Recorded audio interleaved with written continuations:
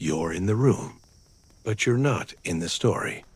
Everyone else seems to be living in vivid color-making decisions, taking up space, moving forward. And you're watching, waiting for permission that never comes. There's a psychological reason you feel this way, and it's not what you think. You know the feeling. You're at dinner with friends, and the conversation flows around you like water around a stone. You have thoughts, but they stay inside. If this video spoke to you, tap subscribe. You're not meant to feel invisible here. Someone else makes the joke you were about to make. Someone else suggests the plan you were considering, and you just nod. At work, in relationships, even in your own apartment, you feel like an extra in someone else's movie. Like the universe cast you in a non-speaking role. And the strangest part?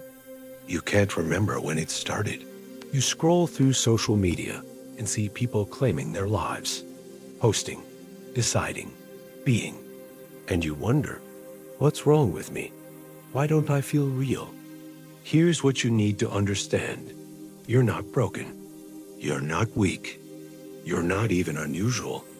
What you're experiencing is a specific psychological phenomena, a disconnect between your sense of agency and your narrative identity. Let me explain. Your brain constructs your sense of self through stories. Not facts, stories. The story of who you are, what you've done, what you're capable of. Psychologists call this your narrative identity, the autobiographical story you tell yourself about yourself. And here's the problem. If you've spent years in the background of your own story, if you've been the supporting character for so long, your brain starts to believe that's who you are. Not because it's true, but because that's the pattern it recognizes. Let's talk about why this happens. Your brain has a structure called the default mode network. It's active when you're not focused on the outside world, when you're daydreaming, remembering, imagining. This network is where your sense of self lives. It's constantly asking, who am I in this situation? And it answers based on memory, based on patterns, based on the stories you've already lived. Now, here's the key. If most of your memories are of not acting, of staying quiet, stepping back, letting others lead, your default mode network reinforces a low agency identity. It tells you, this is who you are. Someone who watches. Psychologists call this learned passivity. But it's not a personality trait. It's a habit of self-perception. And here's where it gets interesting. Your brain also has something called the salience network, the part that decides what's important. When you see yourself as a background character, your salience network stops flagging your own desires as important. It prioritizes other people's needs, other people's voices, other people's stories. Not because you're selfless, but because your brain has learned to classify you as less salient than them. And there's one more piece. The prefrontal cortex, your decision-making center. It needs a sense of self-efficacy to function well. That's the belief that your actions matter, that you can influence outcomes. But if your narrative identity says, I'm not the main character, your prefrontal cortex doesn't even try to assert itself. Why would it?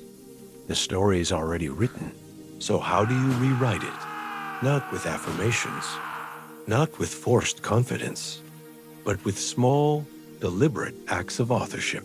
Step 1. Reclaim micro-decisions. Start small. Don't try to become the protagonist overnight. Just start making tiny decisions out loud. I'll choose the restaurant tonight. I prefer this plan. Actually, I disagree. Why does this work?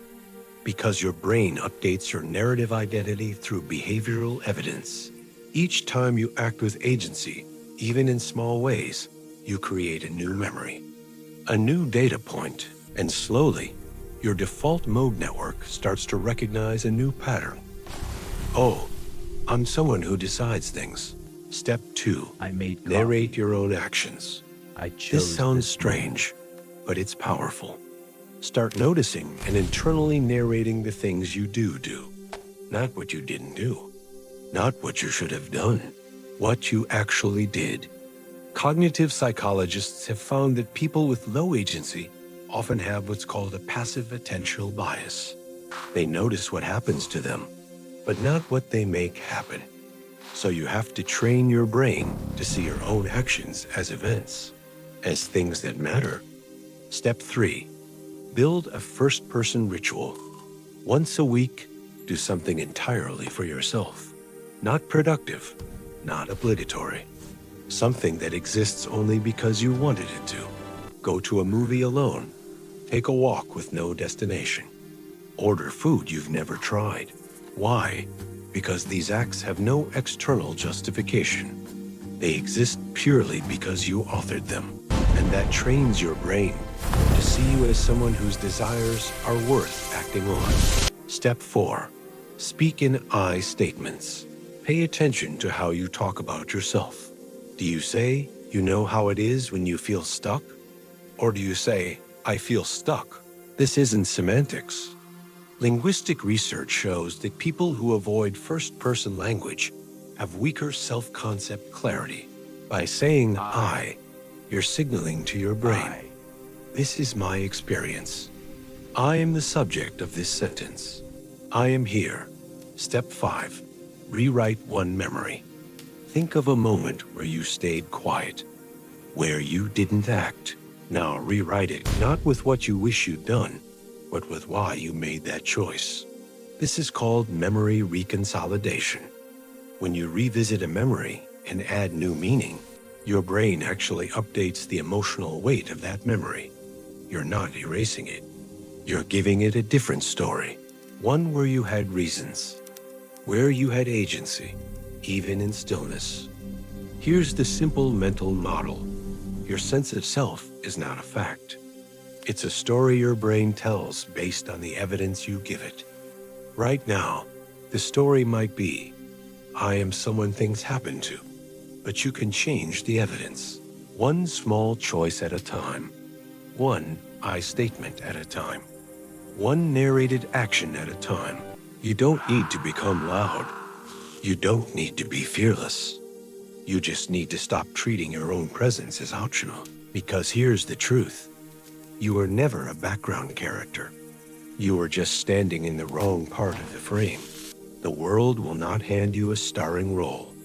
It never does. But you don't need permission to be seen. You need practice seeing yourself. Start small. Start today. Make one decision. Say one I. Write one sentence of your own story. And over time, you'll notice something shift. Not all at once, but quietly, like a dimmer switch slowly turning up. You'll feel it in your chest, in the way you enter rooms, in the way you speak. I won't wait. You'll stop waiting for the plot to find you. Because you'll realize you are always the one holding the pen. If you've ever felt like nobody notices you, you're not alone. Liking this video is a small way of saying, I'm here. Subscribe so you don't miss content that actually understands you. And share this with one friend, someone who might need to feel seen today.